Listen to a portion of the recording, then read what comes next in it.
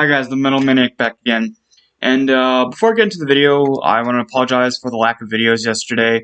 I know the day before I said I'd make at least 3 the next day, but unfortunately I just never really got around to making videos. I'm sorry about that.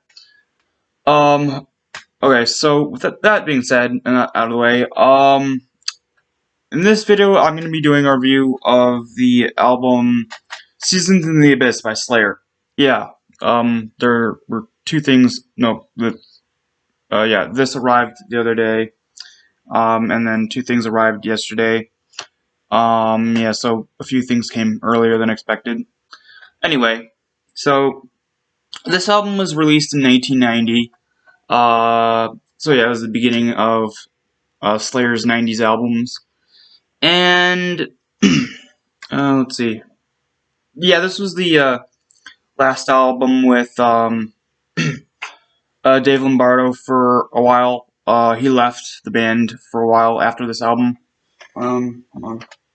Okay, never mind. But yeah, he left the band for a while. I don't know why. But he did. And, I'll get more into that whenever I review the next album. Yeah, so this is the last album with Dave Lombardo for quite a while. So yeah, of course, the band lineup is pretty much the same it's been on all the other stuff on all the other albums. There we go. Of course, Kerry King and Jeff Hanneman on guitar, Dave Lombardo on drums, and Tom Araya on bass and vocals. So the artwork. The artwork is again in the same style as the last 3 albums. It looks very much like an oil painting.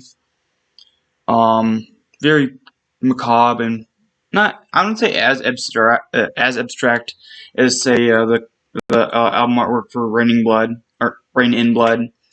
But it's still really cool. Definitely probably my least favorite out of the oil painting style artworks for these albums. No, I don't say it's my second favorite. Not my least favorite. My least favorite, of course, was the album art for Rain in Blood. I'm sorry, I keep messing that up. But yeah, it's basically a giant skull floating over a landscape, and it's like giant monoliths with skeletons embedded in them. And then the skull is barfing up crosses and smaller skulls. Actually, hold on.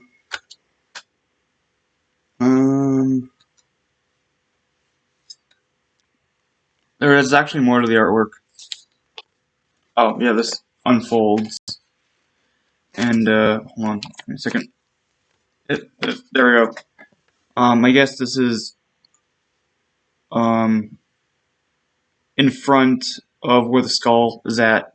As you can see on the artwork here, the skull is here, but you can see that pit right there.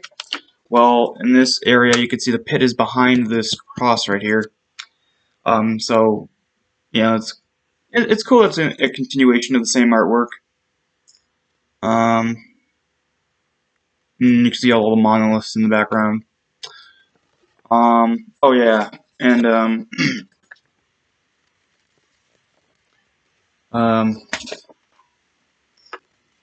and there's lyrics and band members. I'm sorry if my voice sounds weird today. I didn't wake up with a sore throat, but I feel a little bit, not really dehydrated, but I haven't had a glass. I've only had like 1 sip of water ever since I woke up, so my throat's kind of dry. Anyway, so there's the band members. Oh yeah, I forgot to mention, the album was released on the record label American Recordings, same as Rain in Blood and South of Heaven.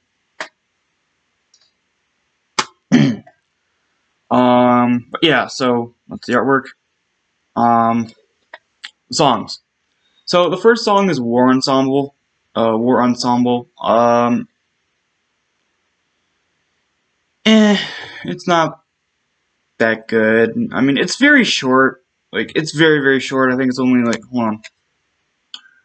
Oh, it's not that short. It's 4 minutes and 52 seconds, but it seems, I know, it goes by very fast, and it's just because it goes by very fast. You don't really have enough time to appreciate it, I guess. I know, even though it's a almost 5 minute song, it's still goes by pretty fast, but it's just okay.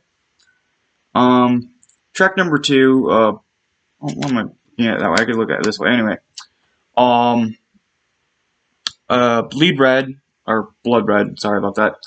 Blood Red is pretty good.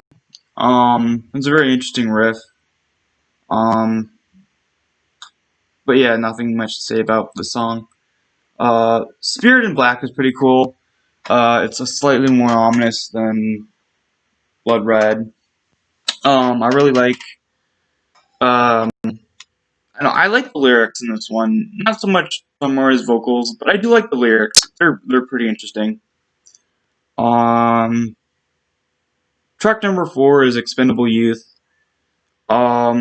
This one kind of seems like it's Slayer's version of Disposable Heroes. Like, it really seems like a Disposable Heroes type song. So yeah, it's kind of interesting. It's pretty good. Dead Skin Mask. Okay, this one I really do like. Unlike a lot of the songs on this album, Dead Skin Mask is very interesting because Tom Araya has sort of a little bit of melody to his vocals. I don't know why I said melody. Melody to his vocals that he doesn't on majority of the other songs on this album. Okay, here's the thing. I do prefer Tom Araya when he has the rough, gruff vocals and the streaky vocal, like the rough, gruff vocals paired with the streaky vocals, like he does early on in their discography. And then I like later on when even though he doesn't have those type of vocals, he still has sort of like he replaces it with sort of like a melody to his vocals. But on this album, majority of the time, they're just very monotone, or just very, not monotone, but they sound very stereotypical thrash style vocals, where they're just sort of half-hearted shouts. I don't know how to describe it, but they're very stereotypical style thrash vocals. But here he adds a little bit of melody to his vocals, and I really, really like that. Especially the chorus of Dance with the Dead in My Dreams, listen to their hallowed screams. But yeah, really cool song. Love that he adds melody to his vocals. Track number 6 is Hallowed Point. Just like with War Ensemble, I don't really like it all that much. Feels very generic. Track number 7, Skeleton Society. There we go. What? I almost said Skeleton Society. I don't know why. I don't know. Excuse my scrambled brain. I just woke up not too long ago. Yeah, it's 12:40. I woke up at like 11 something, but my brain is still not fully awake, apparently. Anyway, Skeleton Society is pretty good. It could have been better. Tom Araya's vocals aren't that good in this song, but the actual lyrics are pretty good. Track number 8, Temptation. This one's okay. I don't mind it. Don't really have much to say about it. Track number 9, Born of Fire, is pretty short. It's only around, it's 3 minutes and 8 seconds. Yeah, I mean, it's short, but it's just one that I don't know, it's just an okay song. I don't mind it. And track number 10, this is the title track, Seasons in the Abyss. By far my favorite song from the album. It's definitely the best of the bunch. Kind of like with, what was it? Dead Skin Mask, Tom Araya puts a little bit of melody into his vocals, and I love that. It's a really good closer. I really like it. But I mean, it's not as good as the closers like Show No Mercy or I wouldn't say it's better than the other one, the closing to South of Heaven. I can't remember the title of the song right now, but yeah, I mean, it's pretty good. I'm not pretty good, really good. But yeah, so overall, I'm gonna give this a 6. Yeah, 6 out of 10. No, wait, 5 out of 10. The reason for that is because even though I think it's a pretty good album, it does have its faults. Like, okay, here's the thing. I listened to this twice now. The first time I thought it was pretty good, like a good album, like mid-tier good. But listening to it the second time, I could really sort of pick up on its faults and its bad points comparing it to its good points. The main issues I have with this album, though, that make it only a 5 out of 10, is the fact that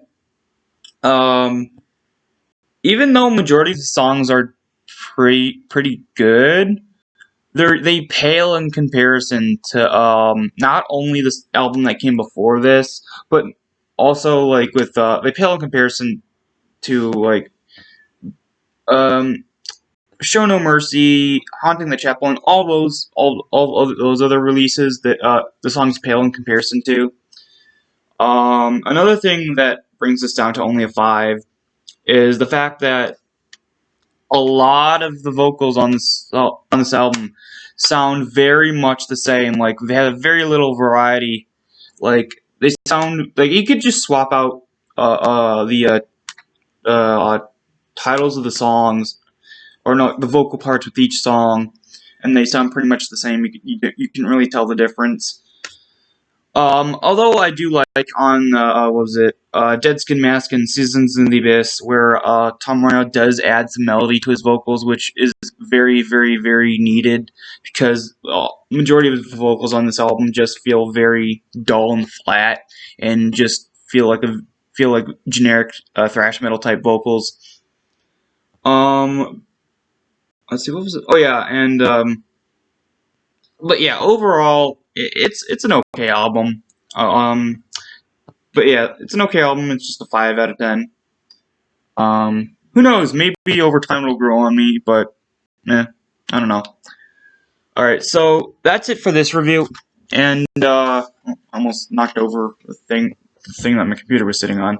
Anyway, that's it for my review, and I will see you guys in the next video.